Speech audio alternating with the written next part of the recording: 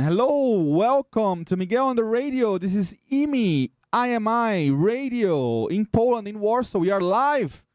Exciting. We are. This is Wednesday, the 23rd of July, 5 o'clock in the afternoon. It's a beautiful summer day in the Polish capital, and we're very happy to be here.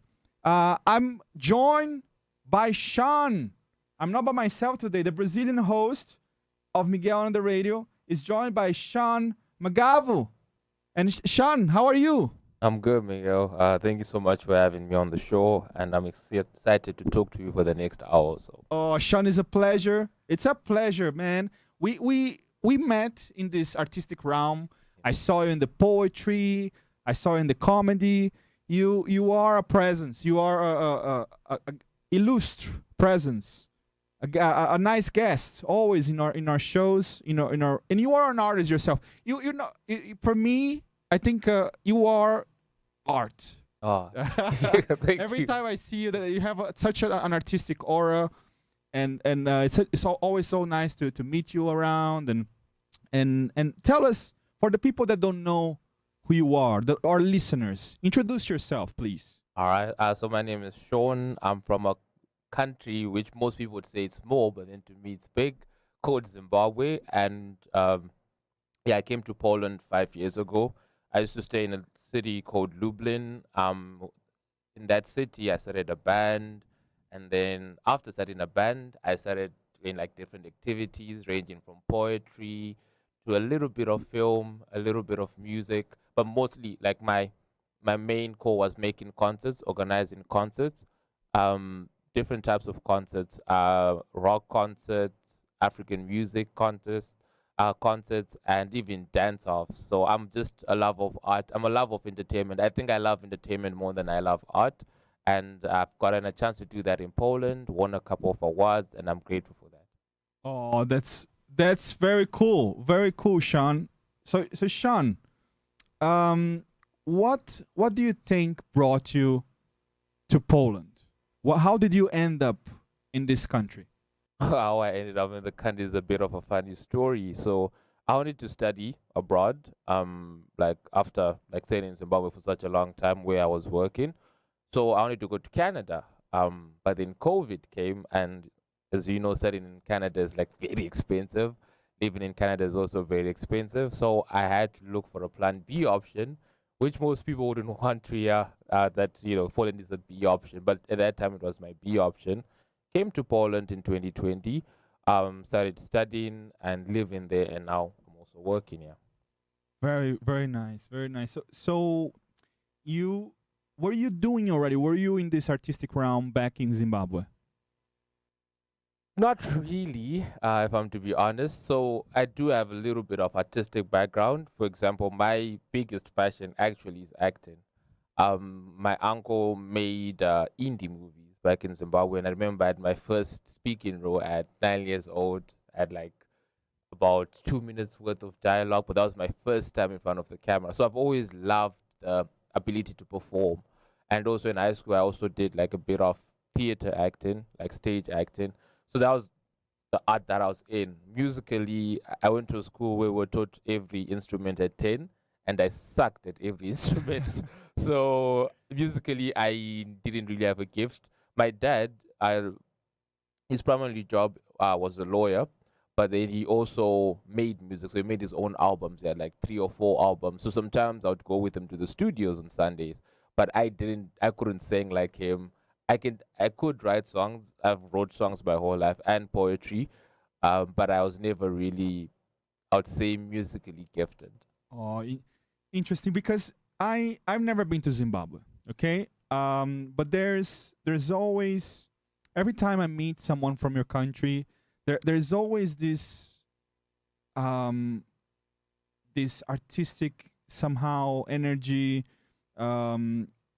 What makes Zimbabwe so expressive, or so talented somehow? I think it comes from a lot of pain.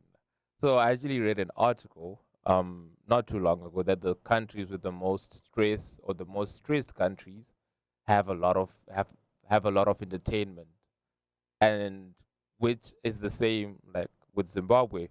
So in Zimbabwe, obviously, we're not the richest country in the world, to put that lightly, but then we are always laughing. We're always singing. I was actually joking with my Polish friends that if I was to walk in the street in Poland and start singing, I'd get the weirdest eyes that like you've ever seen in the world. They're like, why is he singing? Why is he whistling in the street? But then in Zimbabwe, everyone is singing. Everyone is singing their own song.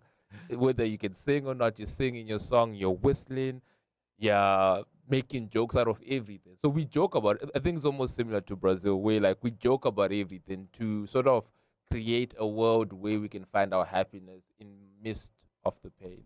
Oh, I see. Yeah, yeah, I can relate to that. Absolutely, absolutely. Very interesting. And how did you find your group, your people? How did you get into the events after you arrived in All right. Poland? So the advantage that I have is it's easy for me to make friends. I'm an extrovert. You know, everyone like in this current world, everyone wants to be an introverted and be mysterious. I'm not. I'm Sean. I'll go there. I'll speak to everyone. And networking came like second nature to me. So I started head hunting different people.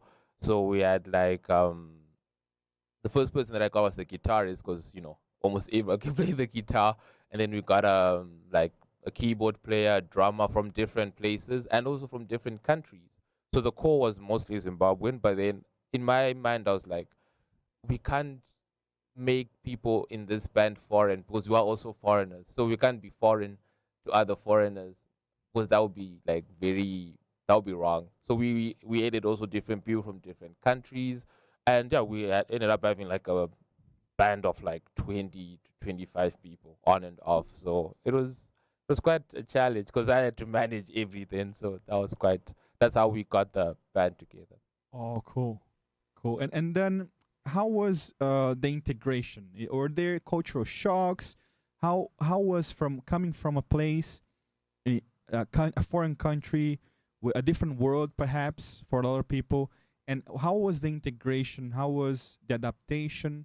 The first year perhaps in Poland, In terms of artistically or just normally? just normally. Normally, I came during COVID, man, and it sucked. Like it really, really sucked. Like I said, I'm a social person. I love people. I love the idea of people. Um, I love the idea of just talking to people because everyone has a story to tell. Even the most mundane person who's never taken a risk has at least five interesting stories. So during COVID, we were basically stuck in our rooms because that was like the peak of lockdown. So no restaurants, no events, no. You could spend a week without seeing people. And my biggest culture shock was what I would say the neighbor etiquette in Poland. You can't be friends with your neighbors. It's really rare to be friends with your neighbors. So I didn't know enough my neighbors, and I'm coming from a place where you know everyone who's in your block. So it was very very difficult for me, and yeah, it was hard. It was hard. Being away from people was hard. People usually say that the weather wasn't that bad. It's cold. There's air conditioning, yeah, so it's not too bad. But then for me, it was just lack of human intimacy. I remember the first date I actually had in Poland with a girl. I had to have it in my room, but like the room at that time, like it was really small, so it was really really awkward.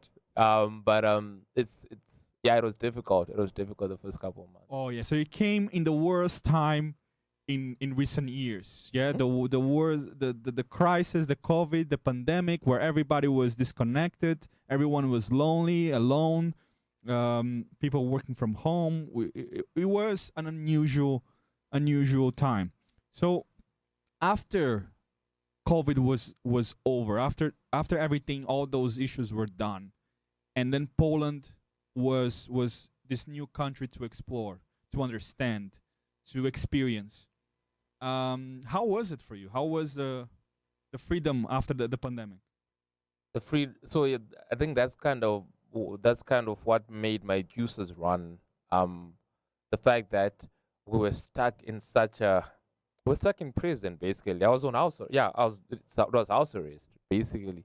So when the doors opened, clubs were opened, restaurants were opened, and then I remember obviously when doors opened, the first place that people go to meet is clubs. I got into the club, man, and it just wasn't for me, man. Like, first of all, the music taste, it was very different. I don't know if you've ever been to a Polish club, but then it's songs from 2010, and I'm like, come on, like it was very, very different for me. So that's what actually made push me to make a band, because I was like, um, there's more that can be done in the space. At that time, there was no poetry meetups, no comedy meetups. It was just um, club or nothing. There was no middle ground. So I wanted to be the middle ground. And Sean, for the people that know you, they already feel that you have a style. Yeah. You are a very fashionable person. Yeah. You always dress in your style. It's a Sean style. Yeah. How did you create your fashion style? I think it comes from, like I said, my love for film. Basically, I believe a lot in image. I believe it's easy to be remembered when you have a certain image. So one thing that I always have is a hat. I think there's some people who can't even recognize me without a hat, because it's like they've only seen me with hats. And the, I would say the genesis of the hat came from how many people do you know who wear hats. So sometimes, like, it's when you're in a new place, when you're in a new area, you kind of want the people you meet to remember you. So they're like, I remember that guy with the hat. He's there again. He's there again. So that's kind of how the hat started. But that was like way back in Africa. But when it comes to fashion, I love fashion because it allows you to present yourself, how you want to be addressed, how you want people to see you, how you want to communicate with people. As they say, 60% of body language of communication is body language. I'm communicating how who I am and the values I hold by the way I dress. Very, very cool. So yeah, Sean, I see you in the artistic realm, and I see you sometimes in the background. So tell us about your band. You mentioned that you have a band. Yeah. What do you do there? What the band plays? What's the name of the band? Okay. So with the band, we started in 2021. So that was just after the lockdown, and it was called The Helping Hand. I didn't want that name, but I was outvoted because I felt like it felt like a charity organization rather than a band. I had a different name in mind, but then I lost the vote massively. But then, so we had our first show in 2021, and 8 people came, and that was crazy. Like 8, and obviously at that time it was my girlfriend at that time, the drummer's girlfriend, the singer's sister, the keyboard player's best friend. So it was there were no fans, just supporters. And then after that, we had our second show. We got 15 this time, so it was like double the amount, and we're very happy. And then from then, we never had a show less than 100 people. So we were now like making big, big numbers. 2022, we got the honor to perform in front of the mayor of Lublin. It's what's called the Lublin Gala, where all the big artistic people meet, and it was a big, big honor for us. Like, it was some members of the army were even there, so it was a big, big deal for us. And then after that summer, because my job, to clarify what I did for the band, my job was to promote, uh, to recruit, to manage, uh, like technical engineer. Basically, I was supposed to do anything that didn't require talent. Okay. So that was my job. I was a runaround man, but I would say probably I was also kind of the face of the band. So I'd get the venues, try to find different shows, because that's the only way you keep people motivated. You can't say you have a band and you have one show every 3 months. So my thing was like a minimum of 2 shows per month. But then after like 2 months of like just focusing on the band, I realized that there were a lot of people, a lot of musicians or artists that really wanted an opportunity to also get their stuff out there. So I changed from just focusing on the band to focusing on the concerts. And I was like, that's where my film geek tendencies got in, because I was now like writing and directing concerts. sort of like I want to have poetry at the beginning. I want to start with like background poetry, then go with music, then go with dance. And I remember like the concerts would last for maybe 4 hours, and there'll be ballet, poetry, music, and this different type of music, like different countries. So would have maybe a rock band from Ukraine, then would have like a dance from Belarus. It was very, very like international, but then with just local talent. So it was a local international act. That's how I describe it. And with all the work that I was doing, I'm got the honor of being nominated for like the so there's this award in Lublin called the Crane Award, where you get someone secretly nominates you for this. So whoever nominated me, I thank them because I still don't know who they are. And then after that, there is a 3 months process where they vet the person they're investigating. Is this person legit? Do they have proper? They done proper concert? Is it proper work?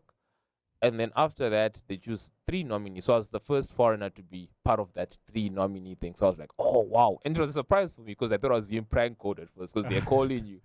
And then after that, you then work on a minor project with them. But that's got nothing to do with the votes because after those three nominees, you then there's now like a board of like 20 of like really respected artists that then choose who the winner is. So it's like I call it the artistic Ballon d'Or if you watch football, where you don't know who's voting, but then it's very important people. Yeah. And then on the day, I got I got the award, which was a big surprise to me, but something that I've been very grateful for, and I was so like it opened so many doors for me in terms of as you'd probably know, the hardest thing in this industry as a foreigner is getting venues. So I was now getting like right of first refusal for venues. Like the venue asked me first if I want to do an event rather than me going there and begging. And it really allowed me to expand my ideas, expand my thoughts, my art, and my career. Oh, Sean, yeah, I can definitely relate to those challenges. So the band started. It's called Helping Hand, Helping hand, yes. and they started performing what kind of music? Well, it was primarily a cover band because Okay.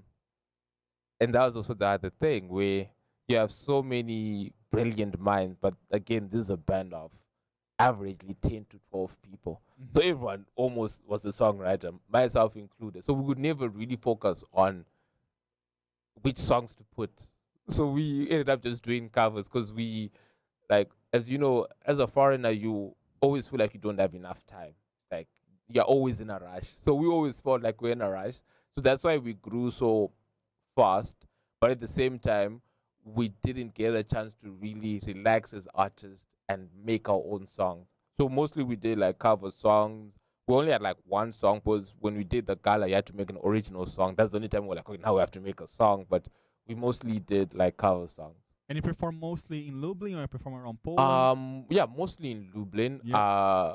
Yeah, mostly in Lublin. Mhm. We also did a show in like smaller villages just outside Lublin, and those ones to me were the most special ones because we are uh, um you're going to places where for the first time in their lives they're seeing black people, man, and it's amazing. Like it's I know obviously it differs, and like when it comes to maybe the race side, everyone has their own story. Mm. But some places that I've gone and they see black people for the first time, it's you feel like a king because for them it's like when you see something you've never seen before. So they're just amazed and curious, and it's it was those are I would say the most valuable some of the most valuable times I've had in Poland because you get the opportunity to be someone's first ever black person. It is Special. it's special, It's like man. the first time seeing snow. Yeah, It's like it's like a first kiss. You know what I mean? And those are for me the most dear memories, man. Like the villages. That's why I love Polish villages probably more than the cities, Mhm. because in the cities. I always say cities are for serious people, man. No one goes to a city to take life easy. no one comes to also to take that easy. So everyone, yeah, is very is I'll say it's very, especially in Poland, it's very scheduled. Time is very scheduled. So people say, yeah, we're gonna go out on Saturday night, but then that's also in a timetable. Whereas in the villages, Wednesdays can be Saturdays. I've seen things in villages where you see a party on a Wednesday, man, and you're like, is this Christmas? And it's like a normal day in April, but then for them it's like Christmas. So yeah, that's I think the most beautiful thing that I've had, like regarding the band and also going to different cities. Yeah. Yeah, I want to experience more of the countryside. I think Poland has such a beautiful scenery and small villages as well, and there's so much to see. It's a big country. Um, and yeah, for the listeners that are listening us from other countries, so IMI Radio is all over the world. We are online. Poland is plus 90% Polish people, so there are not that much migration here. So you can understand how, going to other cities, small villages. Maybe I'm as a Brazilian, people never seen a Brazilian person there. Oh, how it is! So everybody, people associate Brazil with football, yeah, because Yeah. people know football, so they start talking And to me samba music. samba music, football, and they start talking to me about Pelé, Pelé. as kind of things, yeah, Pelé, Rivaldo, Yeah. Socrates, legenda. Oh yeah. So those are the experiences. Are you good at football? No, I'm not the stereotypical Brazilian person. I can't play. I'm very bad in football. Fortunately, not my thing. As everybody in Brazil, we all grow up playing football, but somehow I was playing foot. I was trying to play as a child, but I was never able to master the game.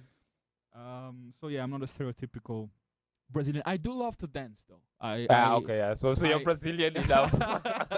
You have to be good at least dancing or football. Yeah, I'm very passionate about dancing. I sometimes I have to go and just dance to all kinds of beats and electronic to Latino to all sorts of music. I think dancing for me it's an important thing. It's like letting something out of my system. It's uncharging a way of releasing the stress. For me. Yeah.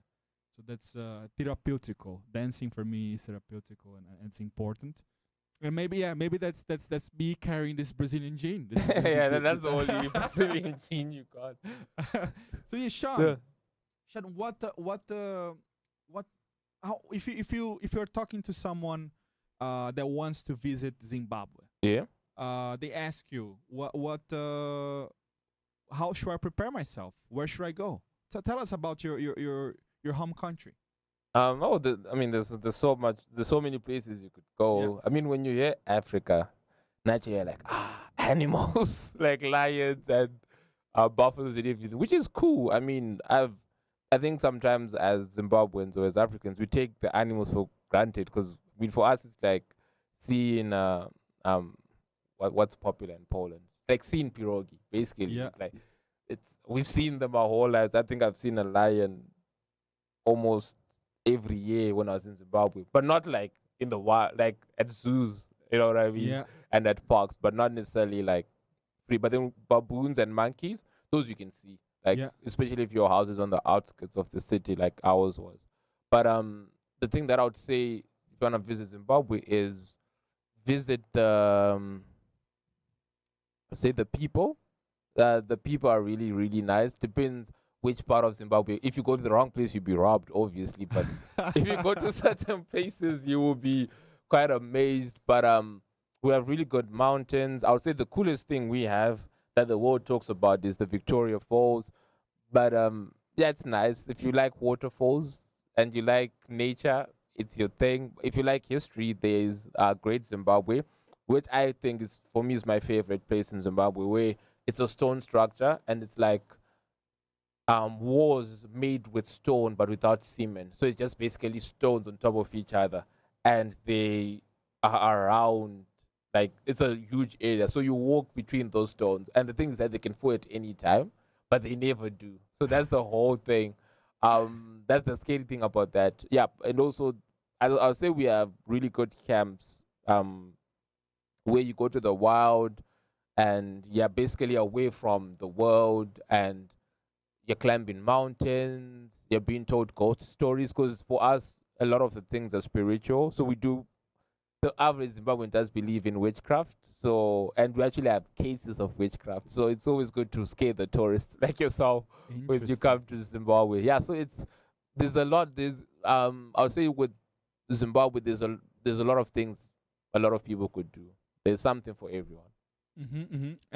Yeah, some people ask me in Poland, should I go to Brazil? Is Brazil safe? And I always tell them, I mean, you should go to Brazil. You should see for yourself.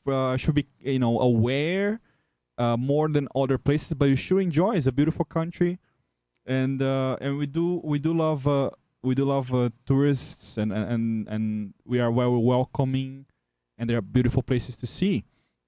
And something that you mentioned, this spirituality, this side of Zimbabwe. Yeah? Brazil has a lot of, it's a melting pot of a lot of countries, and we have also a big migration from diaspora from countries from Africa, and that it's a strong part of the culture. I think our third or fourth religion is it comes from Africa. Oh, nice. And also like so much of the culture, the rhythm, everything, you can feel it You there, can feel it, yeah.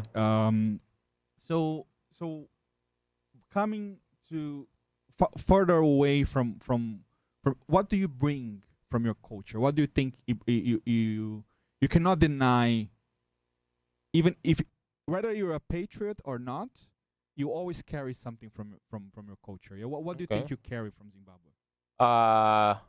Manners. Yeah. I think that's what we carry. Manners. I think we even see it. We are very non-confrontational people. We don't fight. We've never had. We last had a war in 1980, and we don't really go to war like that, And we're very respectful of other people. So that's the one thing. The average Zimbabwean, a lot of manners. So that's like mannerisms, like we really don't like offending people, and we really this might sound a bit sad, we really like fitting in the country that we are at. So like Zimbabweans, we have this sixth sense that we can tell if someone is Zimbabwean or not by just how we look at them once, like, he's Zimbabwean, because we have a way of assimilating into the culture. And my friends were actually bullying me about this, like probably 2 weeks back, that I'm becoming more Polish. Like I've sort of assimilated myself into this country where there's certain things that I'm doing that are now very, very Polish, like not smiling. You know what I mean? So it's a thing that we have with the Zimbabwean culture, or precisely the Shona culture. Our biggest thing is manners, and our second biggest thing assimilating, because every generation of Zimbabweans has countries where they go to. So the first ones went to the UK, second one. That's why you see anytime when you meet one Zimbabwean, you're gonna meet a lot of Zimbabweans soon. It's always like a sign of things to come. So that's the thing. Yeah, that's the thing that I really carry from Zimbabwe, like the manners. Oh yeah. So now, what makes you stay in Poland? What roots did you build in this country? What makes me stay in Poland? The opportunities, man. It's a growing economy that's grown before. So it's like I will always say that Poland is a raging teenager, it's a raging 21-year-old with the world in front of it, and it's at a very exciting time of its life, because it's now a pretty developed country, and there's so many opportunities. There's so many compared to the country that I come from. So that's what keeps me that there's so many opportunities in Poland. And I've learned a lot here. The thing that I've really carried a lot is just the lessons I've learned in Poland, and yeah, I do plan on staying here for the long term. Oh, fantastic! It is a special country indeed. And you brought us a song, Yes. and I would like to share with the listeners the song that he brought, and hopefully it will open. Let's try it again. Seems that it's not working. Maybe we'll wait for the song to charge and we try it again soon. But meanwhile, what artists inspire you, Sean? What artists inspire me? I think my favorite type of artists are songwriters.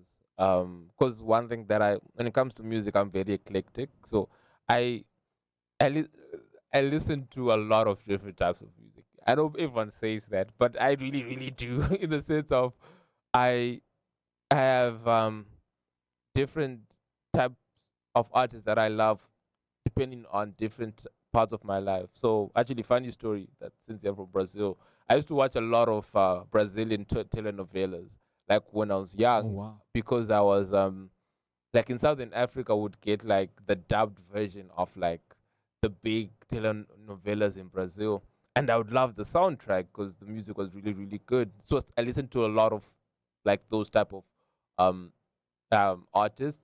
But like going back to the question you asked is yeah, my favorite artists are songwriters. I'll say the likes of Smokey Robinson, the likes of like really really old songwriters from the 60s like Burt Bacharach and How David. Yeah, those are my favorite songwriters. In Poland I do have a favorite artist, but he passed away. And his name was Zbigniew Wodecki. And he was really really good. I loved his music. Hmm. So here we are. One of the concerts he was at really inspired me.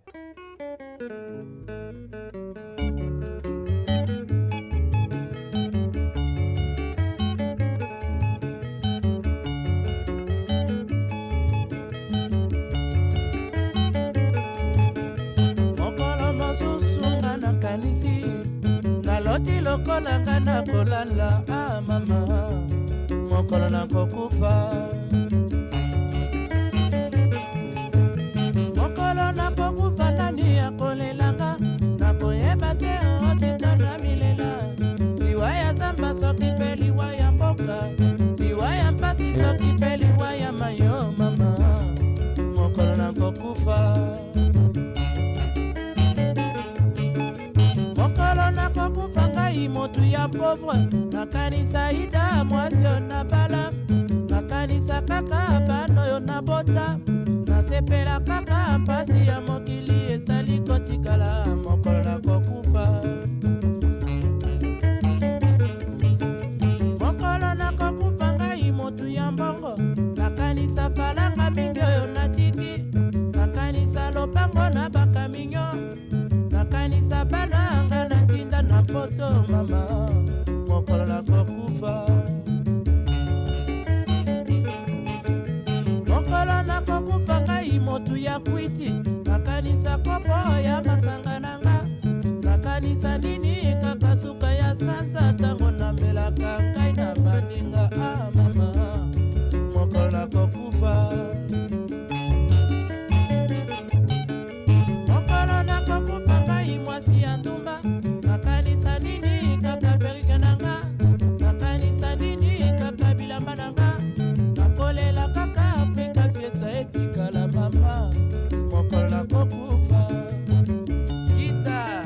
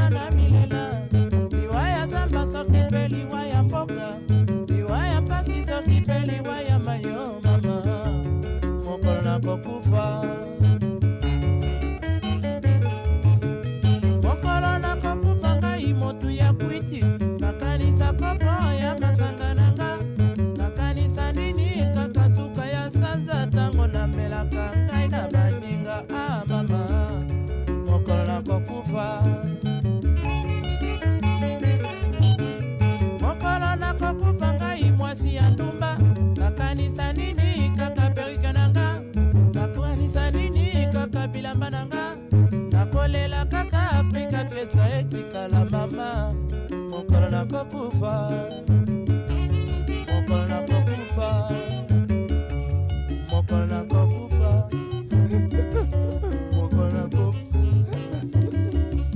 mokolo kokufa mokolo kokufa mokolo kokufa.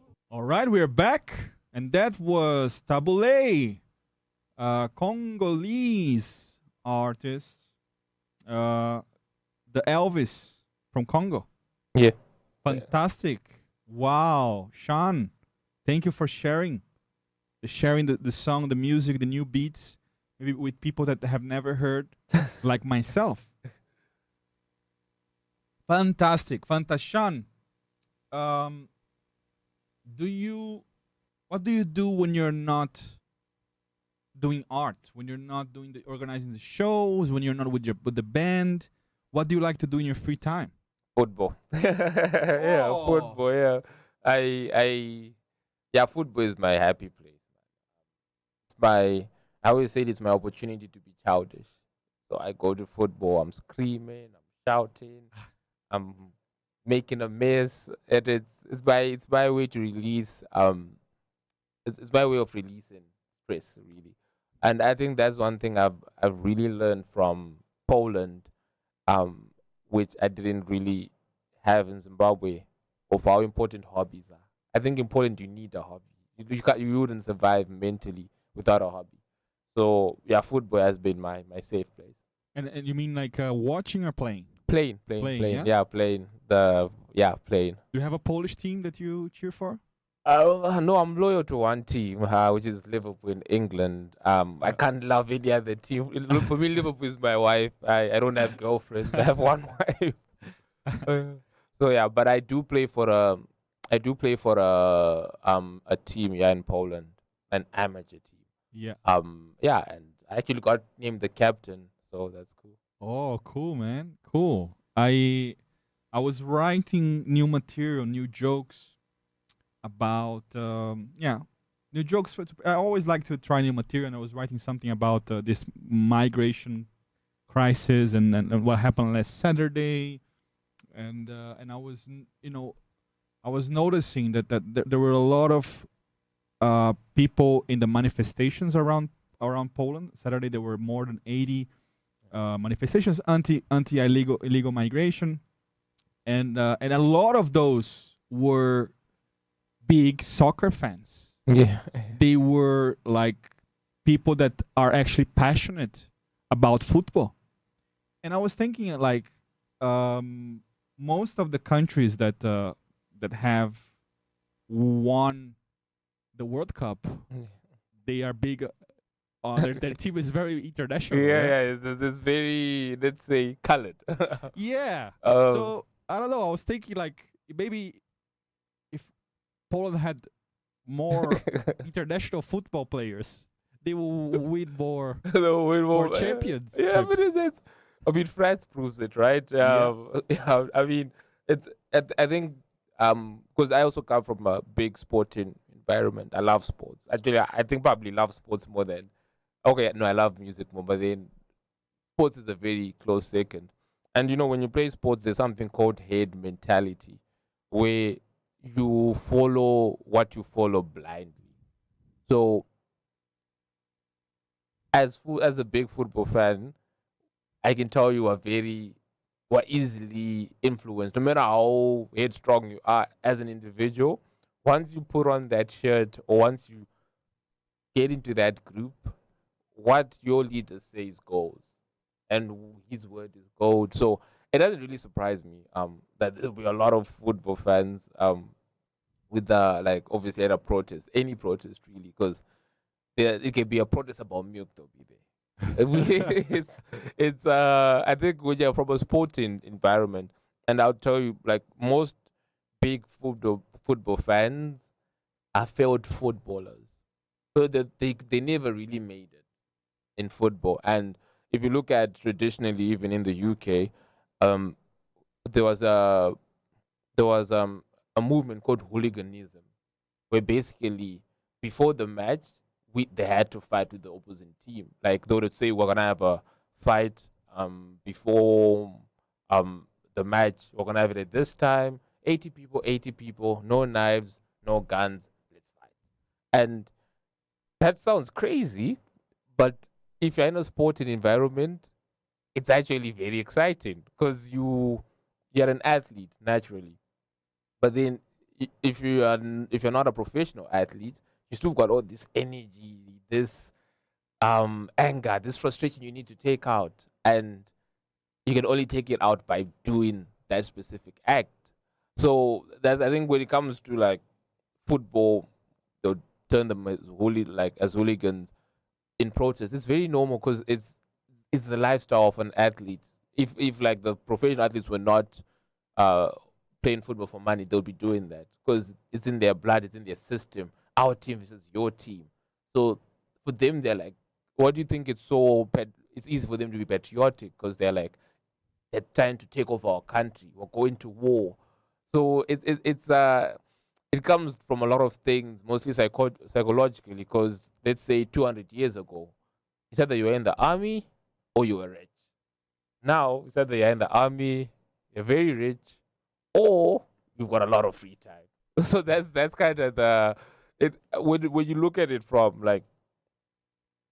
an place where you're not emotional about it, or when you look at it logically, it makes sense. Is it right? I don't think so, but that's a story for another day. Okay. Yeah, yeah. It is. It is. It caught my attention that those football lovers really are very patriotic, and they are, guiding those manifestations and the amount of people, and somehow that the sport, particularly football, that goes with that. So it's interesting that this perspective and what you said, on the why, that's the reason. Yeah, patriotism goes together, putting the shirt of the country, yeah, following a leader and defending something, and with more action. Yeah, interesting. That's interesting. And the discussion in the end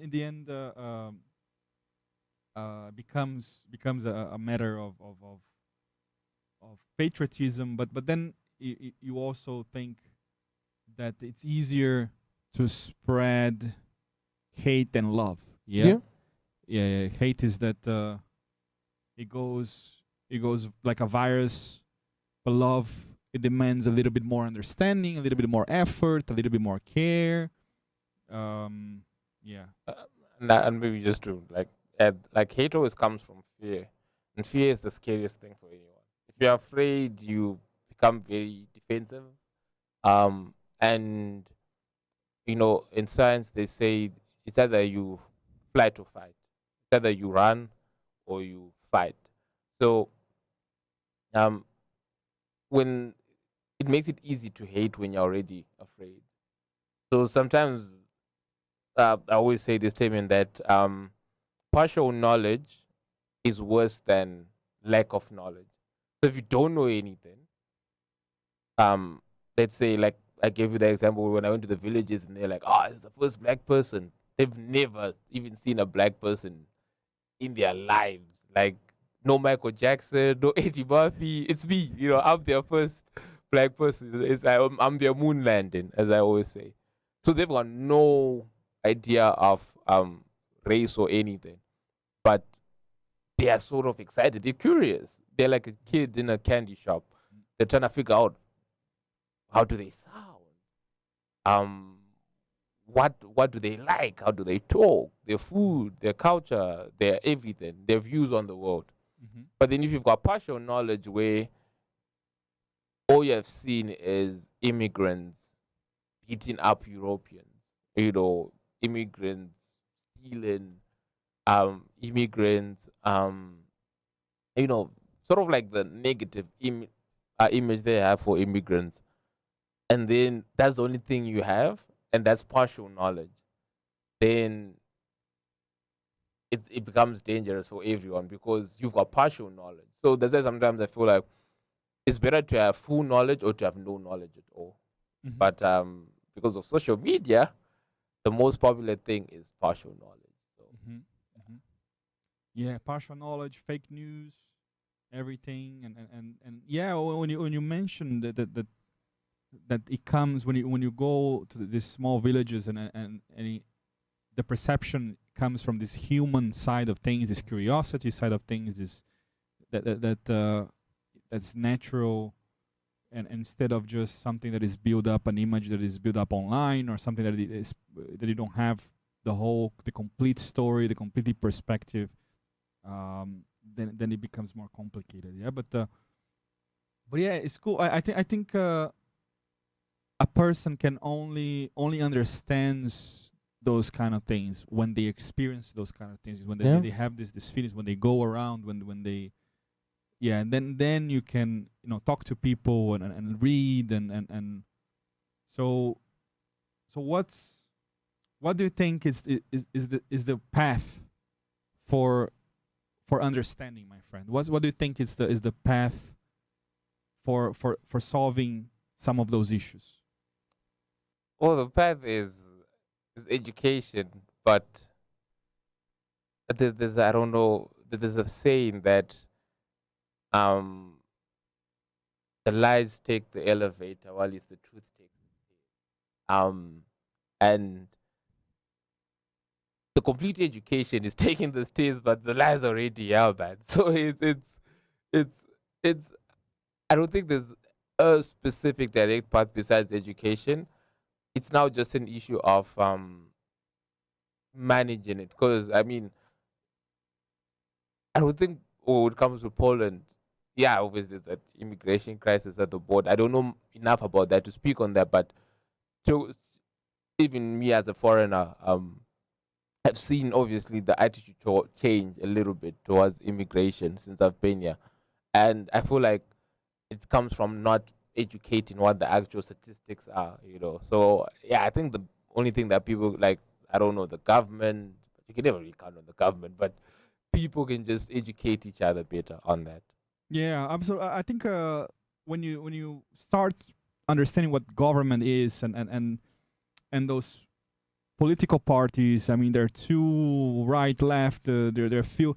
They're always, that's an agenda, a political agenda. Sometimes the same people that 1 year they say they are left, the 10 years after they are right, and it's all almost like a part that they are playing to push a political agenda. So I don't think people should be influenced by politicians. I think people have not just the power, but the answer, and political parties will always push what they think is gonna sell, what they think is gonna influence people, and if they want to sell hate, or they want to sell a narrow understanding of society, they will, just to gain power. So it's up to people to open their hearts and open their minds to what's going on in society and what's important, and realize that what's important is connection and understanding and love, and that's the message that we want to leave with all our listeners. Sean, I mean, it's not just a pleasure every time we meet around the street in the events, but also talking to you, man. And you have this wisdom to share, and every time you want to come to our show, you're always welcome. It's been a pleasure. Tell us where to find you. People want to listen to your band, or you want to find your events. I think Adam, thank you so much. First of all, I enjoyed the conversation. You learn more by talking and listening, and I also learned a little bit here. So you can find me on Instagram at Sean_MAGAVU. If I said it out loud, they wouldn't understand it. So that's where you can find me. And if I do post the events that I be doing on my page. Fantastic, Sean. Thank you so much for being here. Wishing you all success, and see you next time. Goodbye, everybody. Thank you. Miguel on the radio every Wednesday at 5 o'clock in the afternoon, our meeting point. Tonight we have a show at the Gwinea Gin Bar at 8 p.m. It's about the news. We're telling the news, the raw, the dark, the sad news. We're making fun of it because that's the way we cope with those situations. And don't miss it, 8 p.m. at the Gwinea Gin Bar. It's called breaking news. And yeah, thank you so much. Goodbye. Have a wonderful day and see you next time. Bye bye. Ciao ciao.